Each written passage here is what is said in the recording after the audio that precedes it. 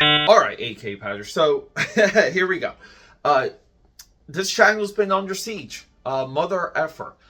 Apparently, you cannot have a opinion on the Sam Wilson, aka the Falcon, being Captain America. You cannot have an opinion on that. If you have a opinion on that, and you just happen to be this shade of the universe, you are the R word.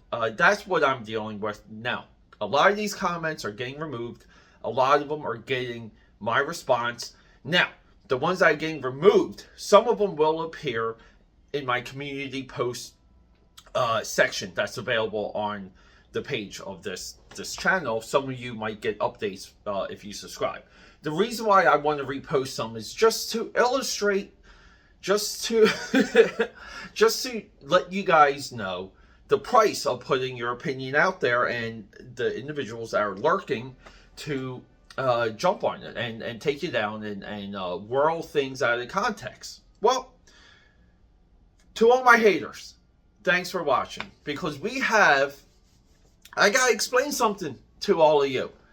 Now, any of you individuals out there that don't like my Sam Wilson opinions, you're more than welcome to meet me on the stream.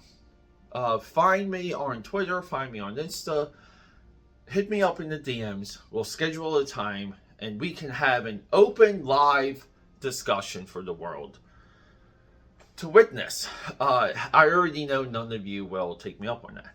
So, Sam Wilson, if we go back, and we're talking about the MCU Sam Wilson, 100% diversity hire. Because I'm going to explain to you why it should have been Bucky Cap. If Chris Evans is retiring and they're not going to recast Steve Rogers, aka Captain America.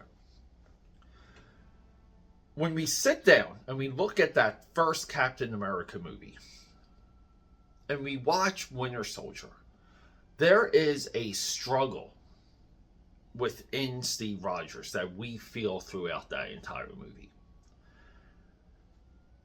There's a pain of a character and a tragedy of a character with the whole ending.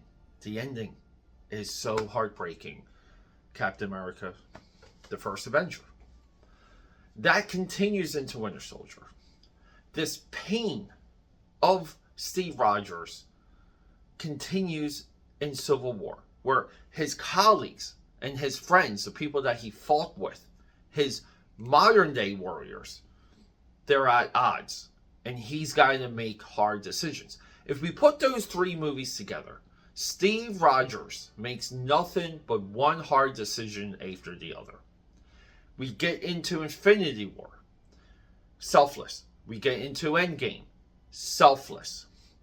And that's why there was such an emotional impact with how they wrapped up the character in Endgame.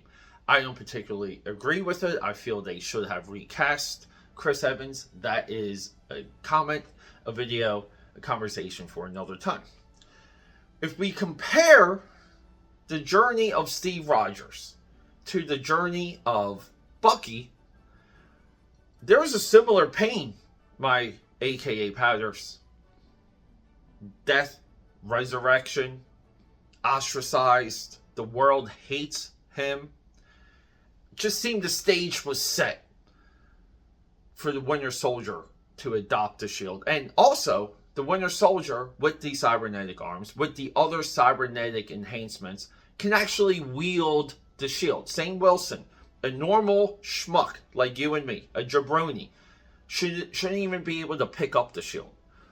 There's a nuance to a lot of the Marvel weapons. Like, even when it comes to Peter Parker and his mechanical web shooters, where effectively only Peter Parker can use those, because he's Spider-Man. Like, he has the mojo for it.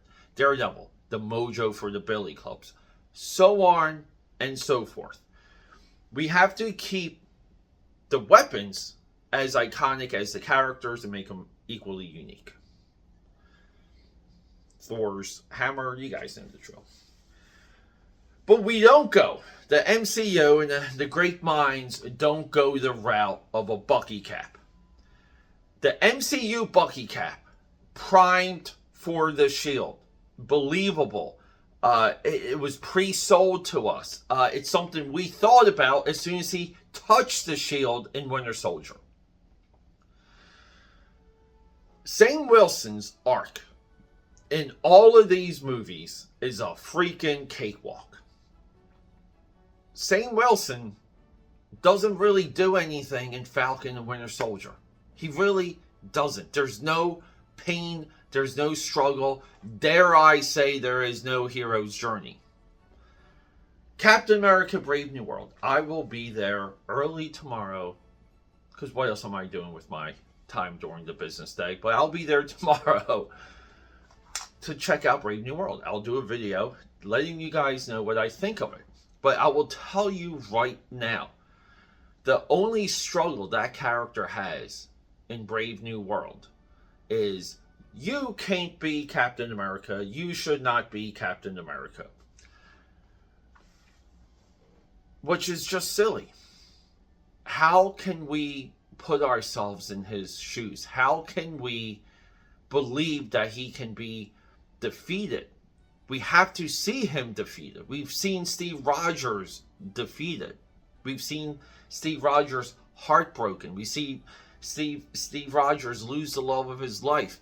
That scene where when she dies at the in Winter Soldier, and she has the recall, and she sees him for the first time again right before she died. I mean, like, that is amazing stuff. The conflict within Winter Soldier has everything to do with what Captain America believes and stands for, and his circumstances of how he ended up in the modern day. Sam Wilson is literally a sidekick that he picked up, and they had to call him the Falcon, and they found a cool way to call him the Falcon, and they have to just keep adding weapons to him. Like, they it's almost like he's not even Iron Man. Like, he's got vibranium this, he's got a super suit this, he's got wings for that, he's got a shield for the other thing. A chunk of Captain America's Marvel Cinematic Universe journey, a chunk of it, he doesn't even have the shield. But we believe he can fight, we believe he won't give up, and we believe, if he had a moment, we believe that Steve Rogers would have defeated Thanos in Wakanda in Avengers Infinity War. Sam Wilson, MCU, has never had a struggle, and because of that, it's hard to back him. It really is. And I don't think already from what I'm hearing about Brave New World, I don't think a lot of people are convinced otherwise. They're just not. And the reason is there's no emotional investment for Sam Wilson, Captain America, in the MCU. We're not talking about the comics, okay? I think the comics did a way better job than the MCU. Okay, guys? Guys, that's fair. That's fair.